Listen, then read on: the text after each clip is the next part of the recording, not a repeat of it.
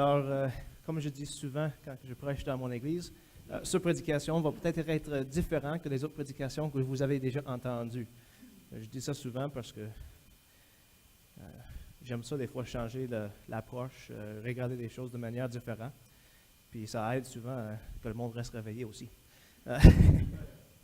Donc, la dernière fois que j'étais ici, on a regardé Romains chapitre 8, puis je vous avais dit que la prochaine fois que j'allais venir, on allait parler plus un peu plus profond sur ce que la Bible enseigne, sur la souffrance, le malheur, etc.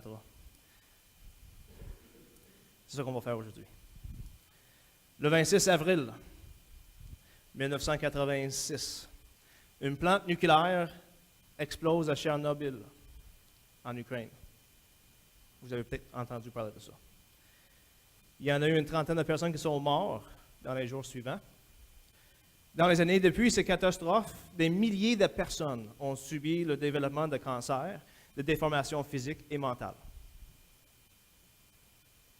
Pourquoi? Guerre mondiale 1 a commencé le 28 juillet 1914 et a terminé le 11 novembre 1918. Durant ces 4 années, plus que 16 millions de personnes sont mortes. La Deuxième Guerre mondiale. Mes deux grands-pères ont battu dans la Deuxième Guerre mondiale. Ça a commencé en 1939 et a fini en 1945. On estime, parce qu'on ne le sait pas, on estime qu'il y a eu 50 à 85 millions de personnes qui sont mortes durant cette guerre. On peut parler des multitudes de désastres naturels. En Chine, le fleuve Yangtze sort régulièrement de son lit. Si les habitants ont parfois le temps de fuir la zone inondable, ce ne fut pas toujours le cas. En 5 crues, 1887, 1911, 1931, 1935 et 1938, pas moins de 2 157 000 personnes ont perdu la vie juste à cause de cette rivière-là. Les inondations les plus meurtrières ont entraîné la mort de 900 000 et de 870 000. On pourrait parler de Haïti. Vous rappelez de ça? Moi, j'étais pasteur jeunesse à Trois-Rivières. On avait une gang de ma groupe de jeunesse qui était en Haïti en 2010, quand il y a eu un tremblement de terre. Le séisme 7.3 sur l'échelle Richter se produit dans une zone densément peuplée où les normes de construction étaient extrêmement lâches. De nombreux bâtis ont écroulé et plus de 230 000 personnes étaient tuées. 4 ans plus tard, la situation est toujours chaotique là-bas. On pourrait parler de maladies graves qui affectent la vie. Maladie d'Alzheimer, Parkinson. On estime qu'environ 7,6 millions de personnes meurent du cancer à tous les années. Mon grand-père est mort de cancer. Ma grand-mère est morte de cancer.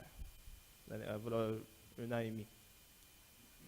Quand j'étais à l'école aux États-Unis, un des hommes qui était dans ma classe a perdu son garçon d'à peu près 5, peut-être 6 ans, à un cancer incurable. Ils avaient été dans tous les tests possibles. Ils avaient essayé des traitements qui étaient encore juste dans des tentatives. Est-ce que ça va marcher? On n'a aucune espèce d'idée, mais ça pourrait peut-être marcher. Il n'y a rien qui a marché, puis j'ai été au funérailles d'un garçon qui avait le même âge que ma fille. Une des pires funérailles que j'ai jamais dû assister.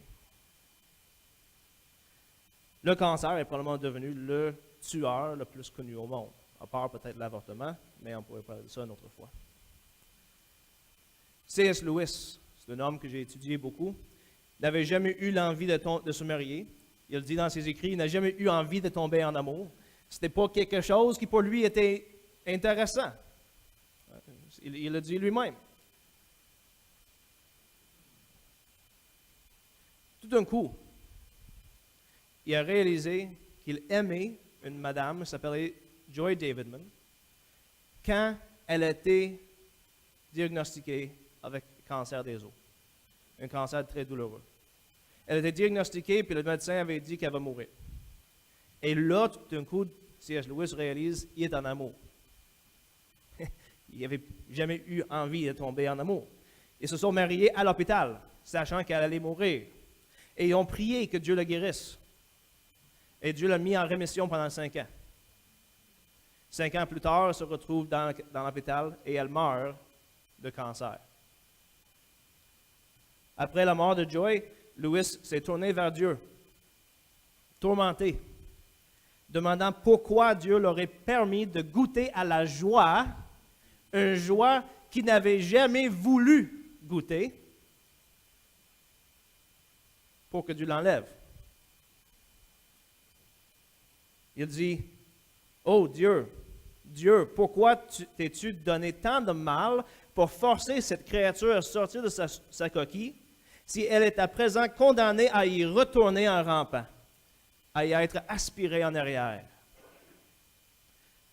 Il dit, un appétit noble, longtemps insatisfait, avait enfin trouvé la nourriture qui lui convenait. Et cette nourriture lui a été retirée brutalement, presque aussitôt. Le destin, ou ce qu'on voudra, se plaît à créer une énorme capacité pour ensuite la frustrer. Ce sont des mots qu'il a écrits pas longtemps après la mort de sa femme. Ce livre-là, tu peux le trouver en français. Je ne suis pas sûr que c'est disponible encore en français. Il s'appelle Apprendre la mort en français. C'est disponible en anglais sous le nom de A Grief Observed. Ce livre-là commence avec des paroles que, en les lisant, tu dirais aucun chrétien ne devrait parler de même. Puis ça finit, par exemple, avec quelque chose d'autre. Une fois encore, il a été frappé. Sa vie a été frappée par le cancer. Il dit, le cancer et encore le cancer. Ma mère, mon père, ma femme. Je me demande quel est le prochain sur la liste. Dans son douleur, Lewis écrit ces mots. Et pendant ce temps, où est Dieu? C'est un des symptômes les plus troublants. Quand on est heureux, si heureux qu'on n'a pas conscience d'avoir besoin de lui, si heureux qu'on est tenté de ressentir ses prétentions comme une interférence, ça va bien. Puis là, tout à coup, on entend de Dieu veut que tu agisses de même. Mais ça va bien, fait que ces prétentions, ces instructions deviennent quasiment un problème dans notre vie plus que d'autres choses. Si on se ressaisit alors et se tourne vers lui dans la reconnaissance, dans la louange, on est accueilli, ou du moins on a l'impression, à bras ouverts. Quand ça va bien, puis on tourne vers Dieu, on a l'impression qu'il nous accueille. Mais, dit C.S. Lewis, allez à lui dans un besoin désespéré quand tout autre recours est vain, et que trouvez-vous? La porte qu'on vous claque au nez, et de l'intérieur, le bruit des verrous tirés à double tour. Après quoi, le silence. Autant s'en aller. Plus on entend, plus le silence se fait profond. Hier, je parlais avec un homme qui souffre plus que j'ai jamais souffert de ma vie. Il sait que moi aussi j'avais déjà des souffrances. Puis on était assis en train de jaser avec un café à parler justement de cette réalité-là. C'est quand que ça va mal. La question la plus difficile à répondre est pourquoi Dieu semble être si lent? Parti en vacances, quand que je suis dans le plus creux de ma vie. Dans le livre de Job, on lit les mots suivants. Job, chapitre 14, verset 1. L'homme, né de la femme, sa vie est courte, sans cesse agitée ou troublée. La vie n'est pas effectivement facile, c'est injuste, c'est douloureux, c'est la souffrance suivie par la souffrance, la maladie suivie par la maladie, la perte d'emploi, des conflits avec ta femme ou avec ton mari, des conflits avec vos enfants, des conflits avec vos amis, la mort. Au début de son livre sur le problème de la souffrance, C.S. Lewis commence en disant ceci. Voilà quelques années, quand j'étais un athée, si quelqu'un m'aurait demandé pourquoi est-ce que tu ne crois pas en Dieu, ma réponse aurait été quelque chose du genre regarde l'univers dans lequel on habite. La majeure partie, de loin, consiste de l'espace vide, complètement noir et incroyablement froide. C'est arrangé pour que toutes ces formes de vie ne peuvent vivre à moins de s'attaquer les unes des autres. Dans les formes les moins complexes, ce processus implique seulement la mort. Mais dans les formes de vie plus complexes, il y a une nouvelle qualité nommée la conscience qui les permet d'expérimenter la souffrance. Les créatures causent la souffrance en étant nées et vivent en causant la souffrance. Et en souffrance, la majorité meurt. Il conclut en disant, toutes les histoires finiront dans le néant. Toute vie va finir comme ayant été une contorsion transitoire et vide de sens sur la face idiote de la matière infinie. Quelle belle image de l'univers. Si tu me demandes de croire que tout ceci est l'œuvre d'un esprit bienveillant et tout-puissant, je réplique que toute l'évidence pointe dans la direction opposée. Soit qu'il n'y a aucun esprit derrière l'univers, soit qu'il y a un esprit indifférent au bien et au mal, soit un esprit malin. Mais surtout pas un esprit bienveillant. Un matin, qu'est-ce que je veux? Vous avez, j'espère, été convaincu que la vie est maintenant douloureuse, malheureuse, difficile, souffrant. Peut-être que vous n'avez pas eu besoin de se faire convaincu de ça. Peut-être que vous vivez déjà dans la misère. Un matin, je veux regarder ce que la Bible dit au sujet de la souffrance. On va passer à travers la Bible. Je ne prends pas juste un texte. On va regarder premièrement les différents types de souffrance et maux, au malheur que la Bible reconnaît, et ce que la Bible propose comme les causes principales de ces souffrances. Après ça, on va regarder deux problèmes qui soulèvent. Pourquoi le mal, par exemple? Pourquoi moi? Nous allons ensuite regarder la réponse biblique à la question de « Pourquoi moi ?» Et nous allons terminer en répondant à la question « Comment alors répondre à la souffrance, le mal et les injustices qui m'arrivent? » La Bible reconnaît plusieurs types de souffrances, injustices et de mal. Quand on lit à travers la Bible, on voit tous les types, en fait. On peut parler des souffrances naturelles. Les souffrances naturelles, c'est des choses qui arrivent parce que le monde continue à agir comme ça agit tout le temps, si on veut dire ça de même. Un fleuve déborde ses bornes, puis le monde meurt. Bien, pourquoi est-ce que le monde meurt? Bien, parce qu'ils sont dans la place où le fleuve déborde. Il y a un tremblement de terre. Le monde meurt. Pourquoi? Parce qu'il vit dans la place où il y a eu le tremblement de terre. Un lion attaque une chevreuil, ben pas une chevreuil, là, mais les gazelles merveilleux, merci. Puis, il y a de souffrance, il y a de mort. Pourquoi? Ben, c'est parce qu'un lion, il a besoin de manger, puis la gazelle, ça fait un bel dîner. Quand tout va normalement dans l'univers, il y a des souffrances qui arrivent. Des fois, tu pourrais dire, ça serait peut-être insensible, tu pourrais peut-être dire à quelqu'un qui vient de passer à travers un tremblement de terre, ben, pourquoi tu vis là-bas? Il arrive toujours des tremblements de terre là-bas, déménage. Ne demande pas pourquoi tu as passé à travers ça.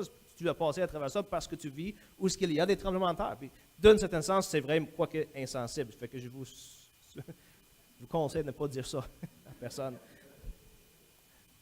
Je peux le dire juste en joke. La Bible parle de toutes ces formes de mal et de souffrance. Genèse chapitre 3, 16 à 19, parle des douleurs qui sont associées à la naissance d'un enfant. En fait, et ce qui est intéressant avec beaucoup des souffrances naturelles, souvent les souffrances naturelles sont causées par nous. Et Dieu donne comme conséquence au péché d'Adam et Ève que la femme va souffrir en donnant naissance à un enfant. On nous explique qu'en plus, les difficultés de la vie et le travail est souffrant.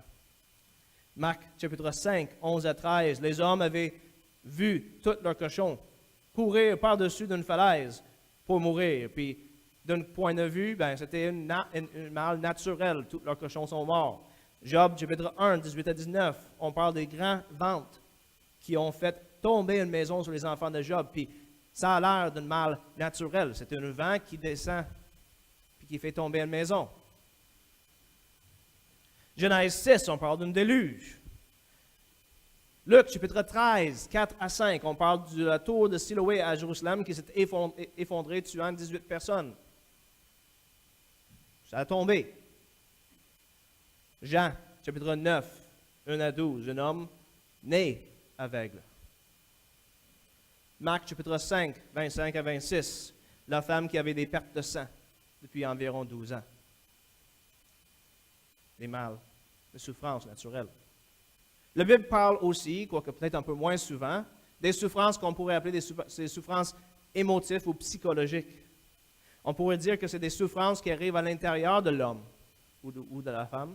C'est des souffrances qui ne sont pas nécessairement visibles à tous ceux qui sont autour. Puis des fois, quand tu vas regarder une personne qui souffre de cette nature-là, tu vas penser que tout va bien et tu vas peut-être trouver même que, regarde, deal avec, là, tu sais, passer par-dessus. Une souffrance de l'esprit n'est pas nécessairement reliée aux événements, mais ça pourrait être. Certaines n'ayant pas vécu ce genre de souffrance pensent que ce type de souffrance n'est pas une réelle souffrance. C'est juste dans vos pensées. Souvent, ils réagissent avec le mépris.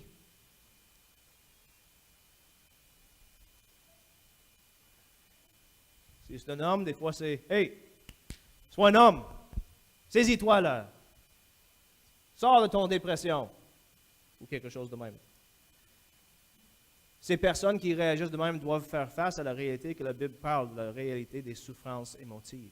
On le voit avec Jésus-Christ lui-même. En Luc, chapitre 22, 40 à 44, on voit Jésus dans le jardin qui expérimente ce qu'on pourrait réellement décrire comme la souffrance psychologique et ses effets.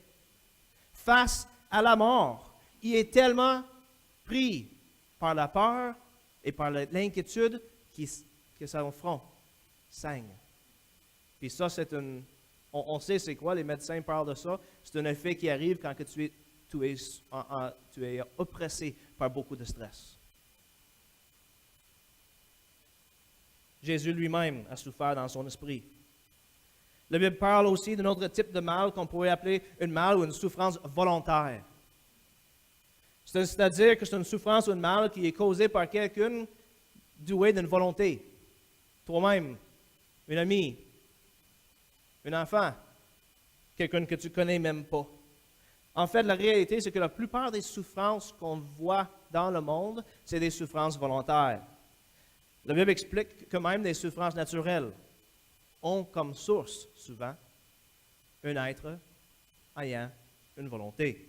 Par exemple, le livre de Job nous explique que le ventre qui a fait tomber la maison, tuant les enfants de Job, était causé par un être ayant une volonté, Satan. Ça peut avoir l'air comme un mal naturel. C'était en fait un mal volontaire. Le philosophe Alvin Plantinga dit que n'importe quelle réponse chrétienne à le problème du mal doit prendre en compte qu'il y a des forces de ténèbres qui veulent détruire l'image de Dieu en l'homme. Et honnêtement, la manière la plus facile de détruire l'image de Dieu en l'homme, c'est de le tuer. Si on revient aux morts des cochons en Marc 5, on nous informe que ce n'est pas juste des cochons qui sont partis en courant.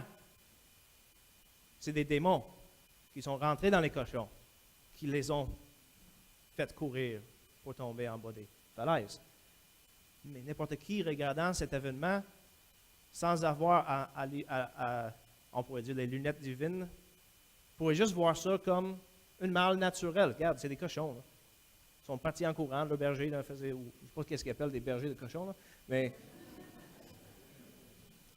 ils n'ont pas fait leur job, là, ils n'ont pas... Il n'est pas là, mais non, la Bible nous enseigne que c'était au contraire un mal volontaire. C'était des démons qui étaient à la cause de cette souffrance, de ce mal. La Bible parle des souffrances qui sont causées par la volonté des hommes, des meurtres, des viols, des guerres, des injustices de toutes les sortes. des souffrances et des événements malheureux qui sont causés par les anges déchus et les événements qui sont causés par la volonté divine.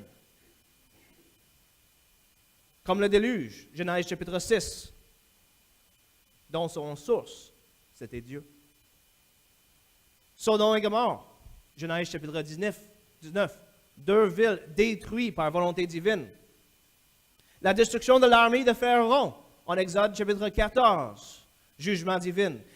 Les morts d'Ananias et Saphira, en Actes chapitre 5.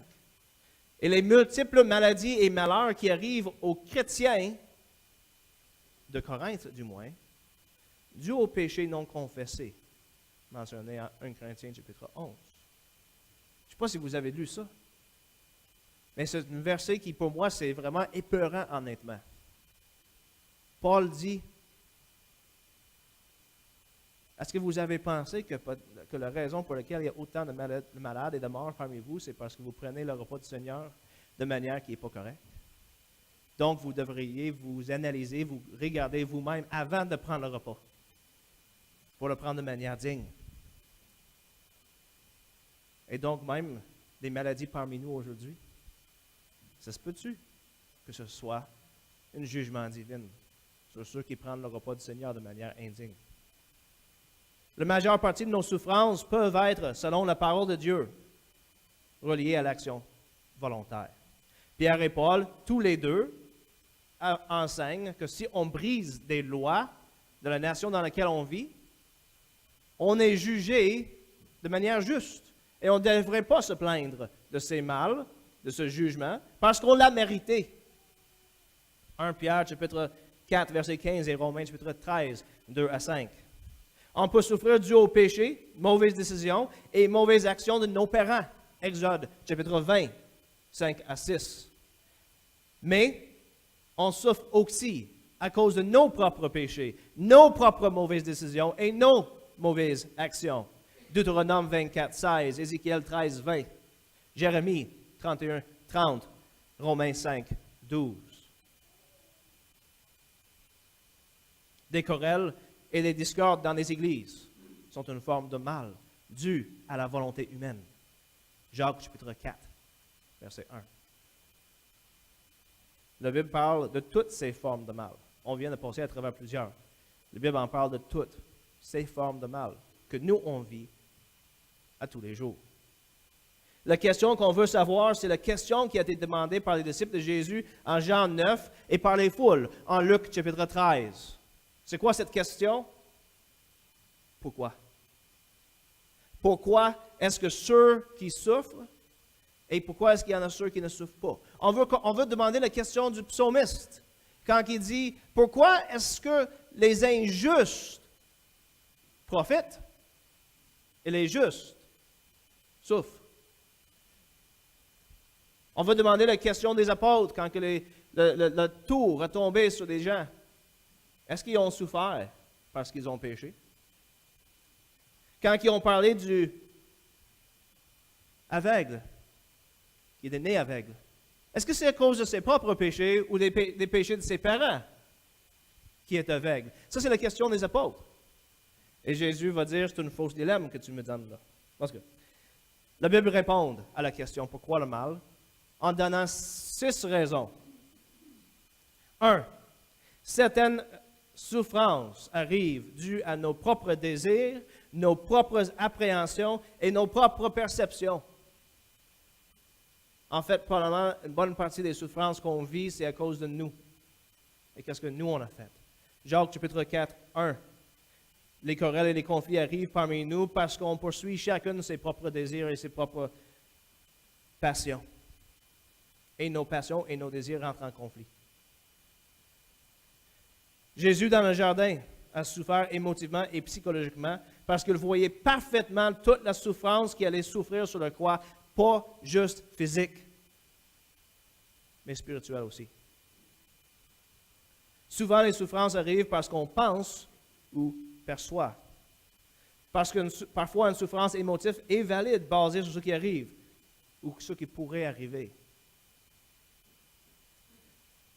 D'autres souffrances sont causées par nos propres actions, désirs et leurs conséquences. C'est sûr que c'est beaucoup plus facile de blâmer Dieu dans ce temps-là. Et c'est souvent ce qu'on fait. Je peux vous dire tout de suite, je pensais à ça en s'en venant. Peut-être qu'il y aurait plus de paix dans l'Église, chez les chrétiens, si au lieu de demander à Dieu pourquoi est-ce que tu permets que je souffre, on mettait le blâme sur nous autres, puis on dit pourquoi j'ai fait ça?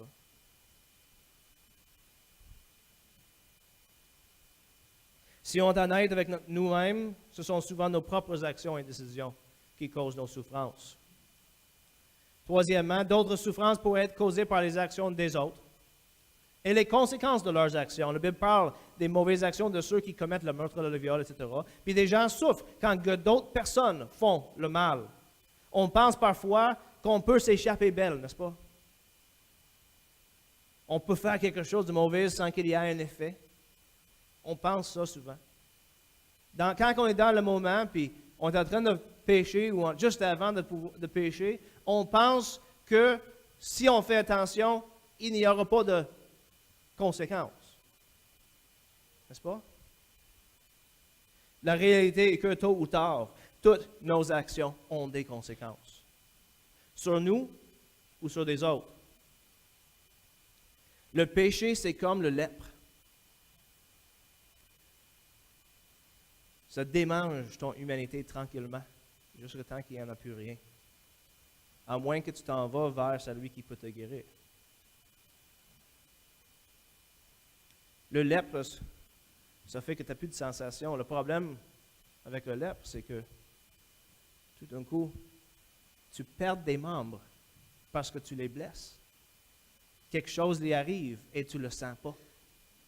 Et éventuellement, ton bras va tomber, tu vas perdre ton bras, tu vas perdre une main, tu vas perdre une jambe parce que tu l'as blessé, il continue à devenir pire. C'est un peu dégueulasse. Le péché est le même. Si tu persistes dans le péché, si tu laisses le péché avoir le contrôle dans ta vie, tu vas finir par disparaître. Comme le rouet sur un char. Le rouet n'arrête pas de la démanger.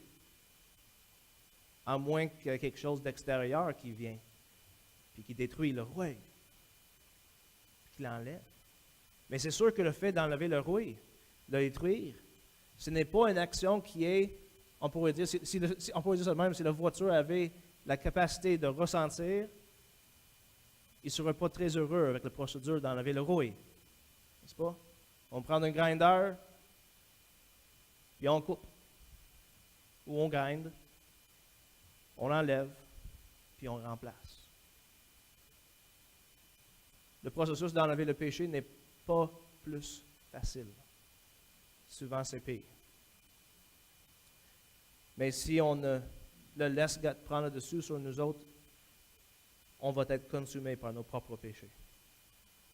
Et non seulement est-ce que nos péchés vont nous consommer, ils vont détruire tous ceux qui sont autour de nous autres. C'est là où on voit cet avertissement en Exode chapitre 20, 5 à 6, quand que Dieu dit que les conséquences des péchés des parents vont être expérimentées par leurs enfants pendant plusieurs générations. La Bible parle aussi des souffrances ou circonstances malheureuses qui sont causées par les êtres naturels qui agissent selon leur volonté. La Bible parle des souffrances et circonstances causées par des anges déchus, puis des souffrances qui sont données directement de Dieu. Voilà toutes les raisons.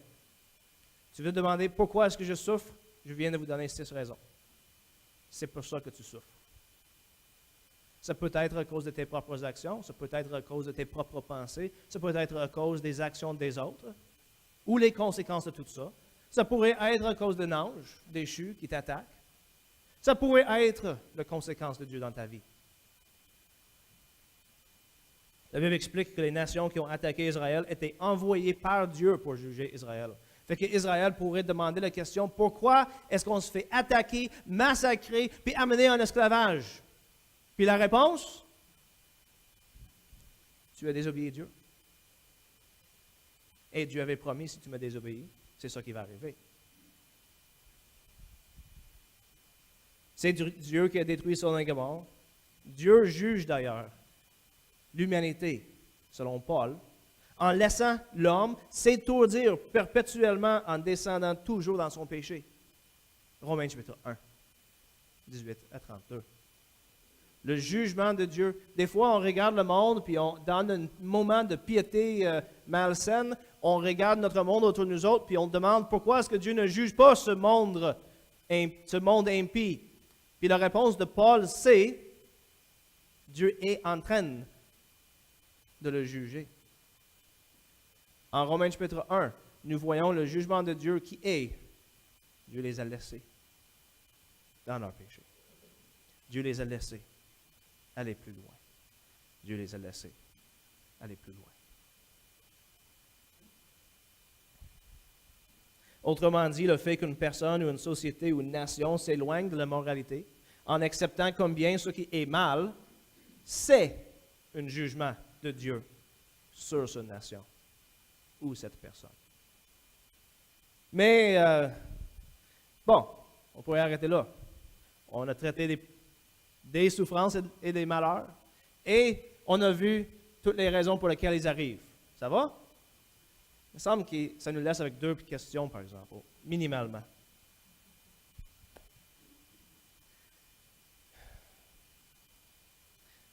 La réalité, premièrement, c'est que quand on regarde les souffrances dans nos vies, nous avons réellement la misère de dire exactement pourquoi ça nous arrive. On a regardé les 6 raisons qu'on voit dans la Bible. Mais quand on souffre, si on est honnête avec nous-mêmes et ceux qui nous entourent, on doit admettre que beaucoup de ce qu'on vit n'est que la conséquence réelle de nos actions, mais parfois, ce n'est pas le cas. Regarde Job.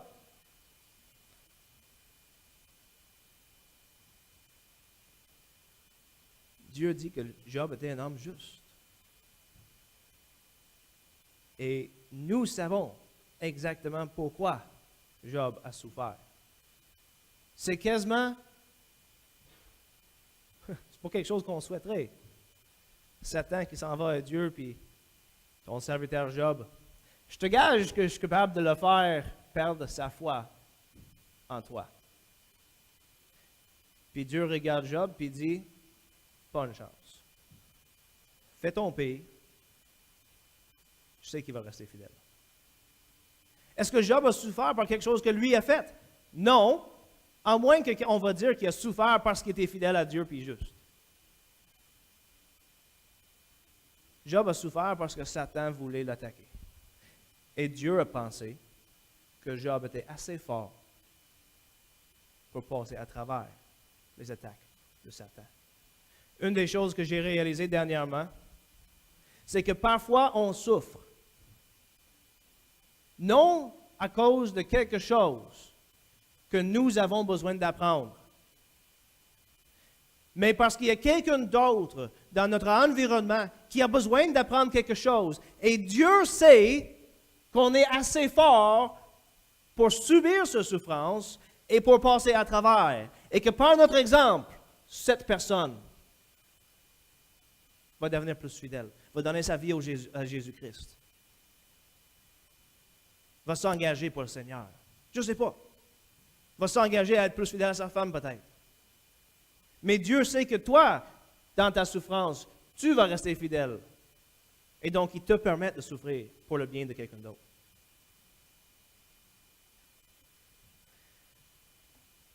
Je dois vous avouer, le fait qu'on est rarement capable de mettre le doigt sur la raison précise pour nos souffrances, ça fait en sorte que ça me fatigue quand que j'entends des bonnes amis comme ceux de Job qui disent à quelqu'un dans leur église, et j'en connais quelques personnes qui ont été réellement attaquées par des personnes dans leur église de cette manière, et je dis attaquées par exprès.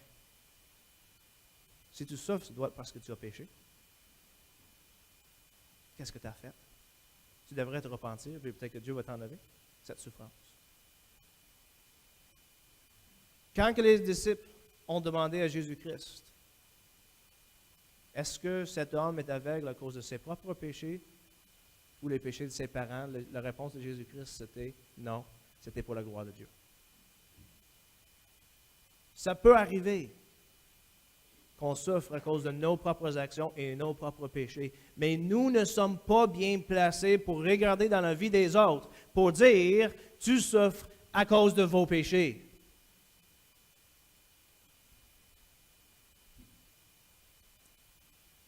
Il faut donc que dans ces moments-là, on fait ce que les amis de Job auraient dû faire.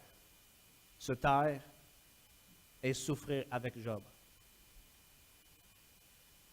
Le deuxième problème, qui est un peu plus difficile à répondre, honnêtement, c'est « Pourquoi moi? » Parce que, comme C.S. Lewis fait remarquer dans un de ses écrits, c'est bien beau donner une réponse théologique ou philosophique à le problème du mal. Si Dieu existe, pourquoi il peut avoir du mal? Ça, c'est relativement facile. La question qui est difficile à répondre, c'est « Pourquoi moi? » Pourquoi est-ce que... OK, je comprends que le mal arrive. Pourquoi est-ce que ça m'arrive? Pourquoi est-ce que Dieu permet que mon grand-père meure de cancer quand il n'a même pas atteint les 60 ans? Pourquoi est-ce que Dieu permet à mon ami qu'il perde son enfant de 4-5 ans? Il peut demander ça. Quand mon ami il voit ma fille de 4-5 ans qui est joyeuse, pleine de vie, il pourrait demander pourquoi moi et pas lui. Ou comme David demande dans les psaumes, pourquoi est-ce que l'injuste profite et le juste souffre? Pourquoi moi? Encore, des fois c'est facile de répondre à cette question. Si on est honnête avec nous-mêmes, la réponse est tout simplement, regarde, tu as pris une mauvaise décision, là, avoue-la, puis c'est probablement la meilleure chose que tu pourrais faire. Souvent, si on avoue, OK, j'ai fait une mauvaise décision, j'ai péché, j'ai pris la décision de faire ça, c'est ça qui est arrivé. Si on est capable d'avouer ça, souvent, c'est la meilleure chose qu'on peut faire pour par la suite passer par-dessus ou passer à travers la souffrance. Il faut l'accepter la réalité quand c'est la vérité, mais des fois, ce n'est pas aussi évident. Comme dans le cas de Job, qui a souffert sans cause. C'est-à-dire, il a souffert sans qu'il ait fait quelque chose. Mais pourquoi donc est-ce que les souffrances arrivent? La première réponse, c'est assez évident, des fois c'est parce qu'on pêche. Mais à part de ça, on pourrait dire que quand Job voulait demander à Dieu pourquoi, la réponse que Dieu lui avait donnée, c'était quasiment une non-réponse. Est-ce que vous avez jamais vu ça? Quand on lit à travers Job, et Job dit, je veux avoir mon journée devant le Seigneur pour demander pourquoi je souffre. Puis à un moment donné, Dieu lui donne qu'est-ce qu'il veut. Il vient, puis il parle. Il s'entretient. Et Dieu lui répond. Mais sa réponse n'est pas une réponse à la question pourquoi. Est-ce que vous avez vu ça? Il ne dit pas à Job pourquoi il souffre. Il ne parle même pas du fait que Satan était venu voir Dieu pour dire « je peux le faire tomber ». Du tout. La réponse de Dieu est essentiellement ceci. Je suis le créateur souverain de tout l'univers, y compris toi. Je soutiens et je garde en existence toutes choses, y compris toi. J'ai inventé les espèces. Je m'assure qu'ils fonctionnent selon leur espèce. C'est moi qui fais que l'univers au complet est comme elle est. T'es qui pour questionner? Moi. C'est ça que Dieu dit essentiellement.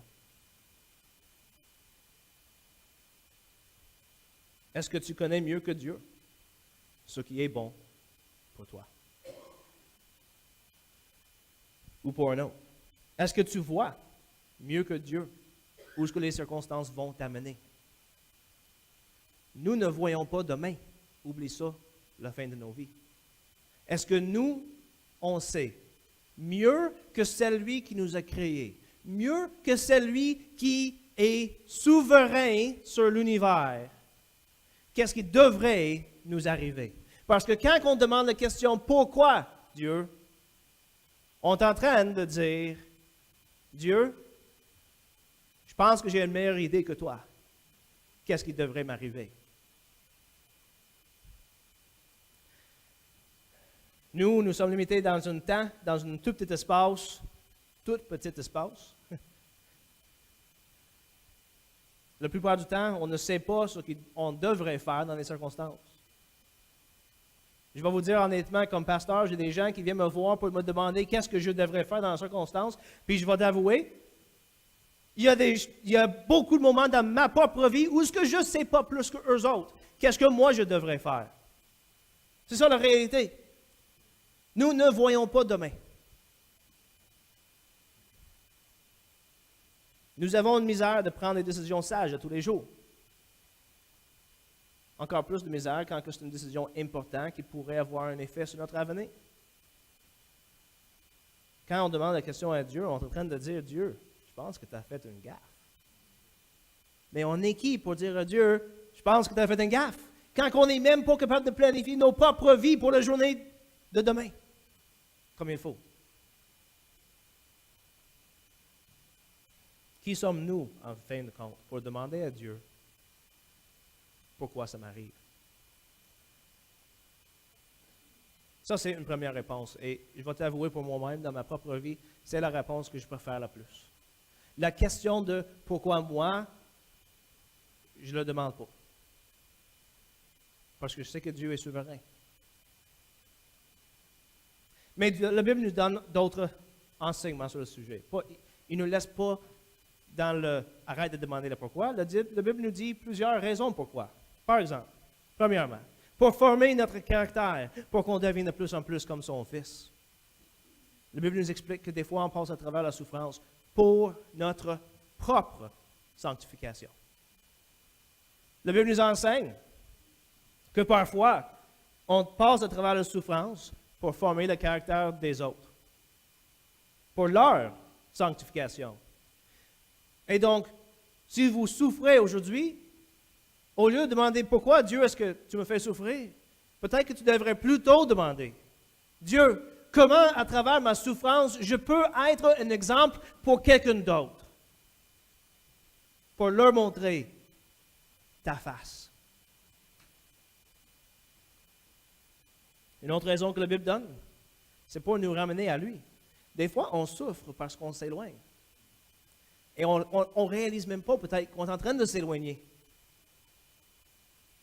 Et Dieu nous fait souffrir pour nous ramener à lui. Des fois, on souffre, selon la Bible, pour amener une autre à lui. Et donc, c'est peut-être que ta souffrance aujourd'hui, demain, dans les années à venir, c'est même pas en rapport avec toi. Peut-être que c'est en rapport avec quelqu'un que tu connais ou quelqu'un que tu ne connais pas encore. Et que la manière que tu vas réagir à cette souffrance va faire soit l'éloigner de Dieu ou la ramener à Dieu.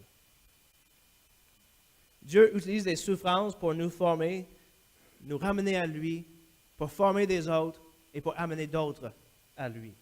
C.S. Lewis disait, nous pouvons ignorer même le plaisir, mais la souffrance insiste qu'on lui donne notre attention. Quand que ça va bien, on ne pense pas à Dieu. C'est drôle comment que tout d'un coup, quand ça va mal, la prière devient une priorité. Est-ce que vous avez vu ça? Quand ça va bien, la discipline pour la prière, la lecture de la parole de Dieu, c'est pas facile. Mais quand que ça va mal, tout d'un coup, on pense à jeûner et prier.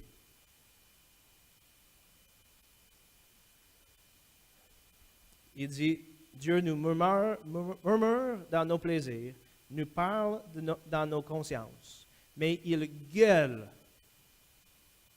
après nous dans nos souffrances. La souffrance est son haut-parleur pour réveiller un monde qui est sourd. Troisièmement, la Bible enseigne depuis les premiers chapitres de Genèse que Dieu a déjà résolu et a mis en marche. Notez bien, j'ai dit, il a déjà résolu depuis l'éternité. C'est fini. Avant même que le monde ait été créé, la solution pour le problème du mal était déjà planifiée et en marche. Et Dieu a mis en marche dans le temps, dans la vie de Jésus-Christ, la solution pour le problème du mal. Le Christ, le deuxième personne de la Trinité, le Fils de Dieu, il est mort sur la croix dans l'injustice et l'opprobre. Il était rejeté par sa propre famille. Il était abandonné par ses amis. Il était fouetté. Il était moqué. Il était tué.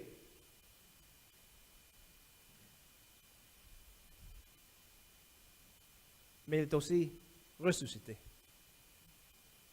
Et par sa résurrection, il a résolu le problème du mal. Il a détruit l'ennemi final, la mort. Comment donc répondons? Comment est-ce qu'on devrait en fait répondre au problème du mal? Quand que ça va mal dans nos vies, c'est quoi qu'on devrait faire? Bien, il y a deux approches, il y a deux réactions qu'on a souvent quand que ça va mal. Un, c'est une crise de bacon. Ça a l'air peut-être un peu différent à l'âge d'adulte que quand c'était petit, quand on était petit. Quand on était petit, puis des choses n'arrivaient pas comme on voulait. Des fois, on se pitchait à terre, puis on criait, puis on gueulait, puis on cognait notre tête quelque part, jusqu'à temps que nos parents nous donnaient ce qu'on voulait.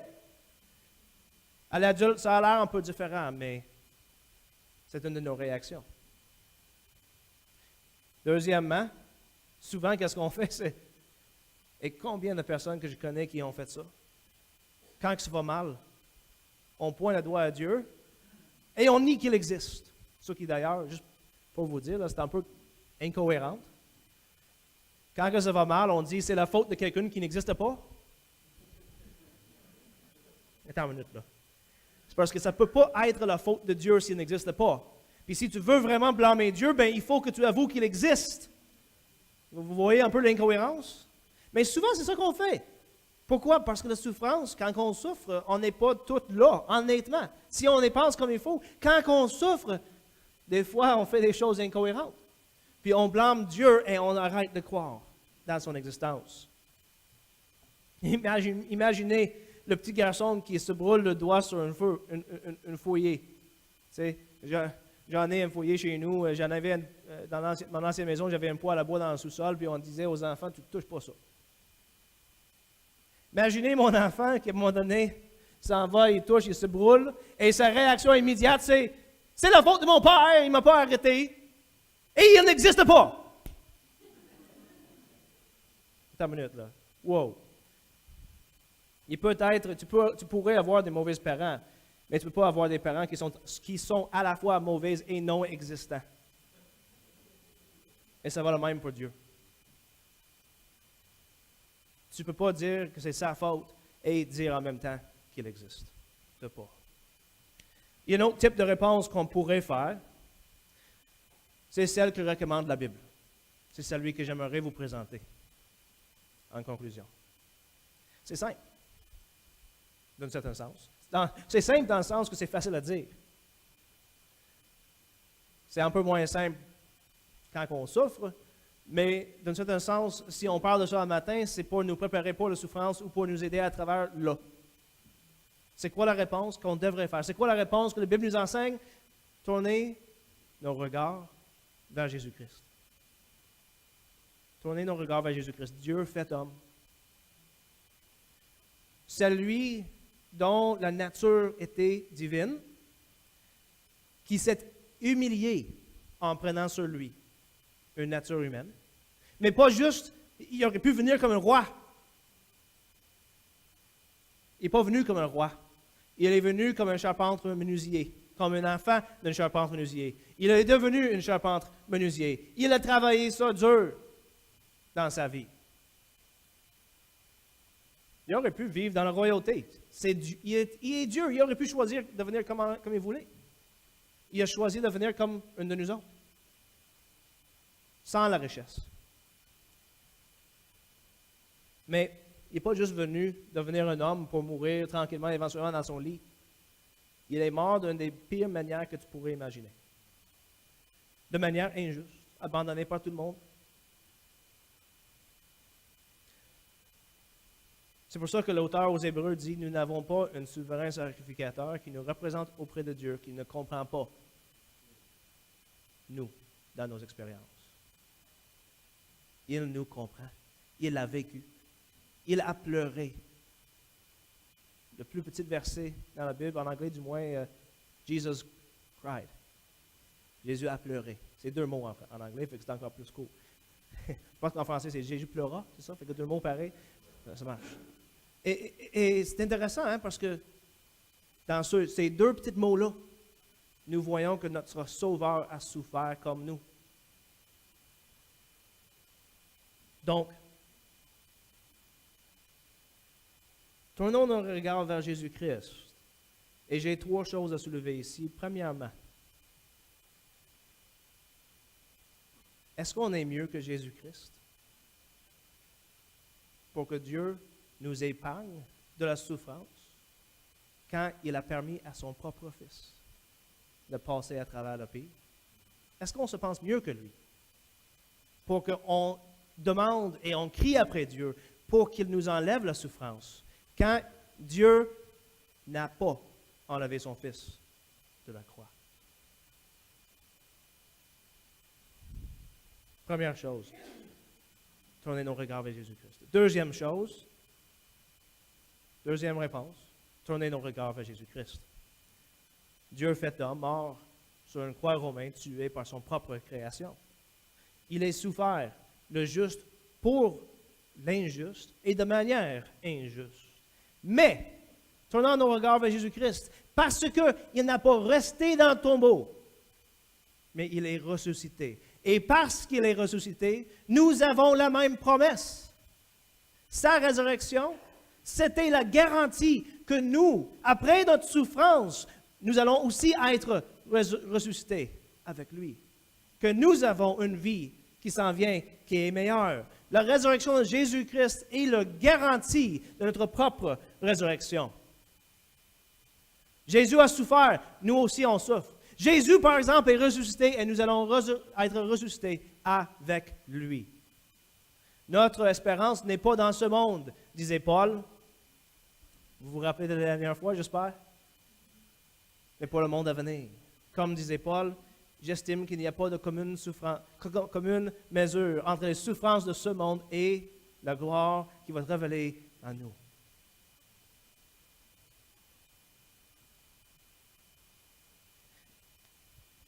Dieu se donne à nous. Il est la réponse au problème du mal. Troisième chose. Troisième chose qu'on doit faire quand on souffre. Tournez vos yeux vers Jésus-Christ. Tout de suite. Et nous allons avoir, même dans ce vie, une joie qui dépasse la compréhension. Une paix incompréhensible. Une espérance qui est au-delà de tout ce qu'on pourrait espérer ici. Et encore mieux, de toute cette joie, paix et espérance qu'on pourrait avoir ici, nous allons avoir la réconciliation avec Dieu qui nous donne la joie, la paix, le bonheur pour l'éternité. Comment est-ce qu'on répond à le problème du mal? On tourne nos regards vers Jésus-Christ. Prions. Merci Seigneur pour ton sacrifice. De voir tes souffrances, ta misère, ton humilité, nous aide à détourner notre regard de nos propres souffrances, puis de tourner vers toi pour te glorifier. Seigneur, il y a des gens ici qui souffrent. Il y a des gens partout au Québec ici qui souffrent, Seigneur. Ce vie est remplie de souffrance, mais Seigneur, on sait que tu as envoyé ton Fils comme un homme pour mourir, pour que on pourrait avoir une vie éternelle, sans souffrance, dans ta présence. Aidez-nous, Seigneur, quand on souffre, quand ça va mal, de tourner nos regards vers toi, de trouver notre paix notre joie en toi, pas dans les choses de ce monde, en sachant que tu es la source de tout bien. Et il n'y a pas d'autre bien qu'on a besoin que toi. Que ton nom soit glorifié, même dans nos souffrances, Seigneur. Dans ton nom, amen.